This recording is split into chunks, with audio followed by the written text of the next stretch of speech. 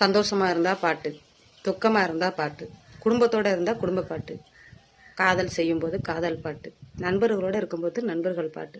இப்படி எந்நேரமும் பாட்டு கேட்காத நேரம் இருக்கா? வாழ்க்கையில நம்மளால சொல்ல முடியாத கஷ்டத்தை கூட பாடல் வரிகளா கேட்போம். இப்படி நம்ம வாழ்க்கையோட ஒவ்வொரு தருணத்திலையும் ஒவ்வொரு பாட்டு கேட்கணும். அந்த ஒவ்வொரு பாட்டு முடியும் போது அப்பாடா நிம்மதியா இருக்குடா, இந்த பாட்டு கேட்கும் போது இந்த பாட்டு பாடினவங்களுக்கு ஒரு நன்றி அப்படின்னு சொல்லியிருக்கோமா? சொல்ல மாட்டோம். அந்த பாடல் வரிகளை மட்டும்தான் நம்ம அனுபவிப்போம். பல பாடல்கள் மூலமா நமக்கு நிம்மதி கொடுத்த பாடகியமான 4 தேசிய விருதுகள் பெற்ற பாடகியுமான ஜானகி அம்மாள் நம்மளை விட்டு போயிட்டாங்க. ஜானகி அம்மாள் மண்ணை விட்டு போனாலும் நம் நெஞ்சை விட்டு போகவில்லை. இன்னும் எத்தனை தலைமுறை எடுத்தாலும் அவங்க வாழ்ந்துகிட்டே தான் இருப்பாங்க.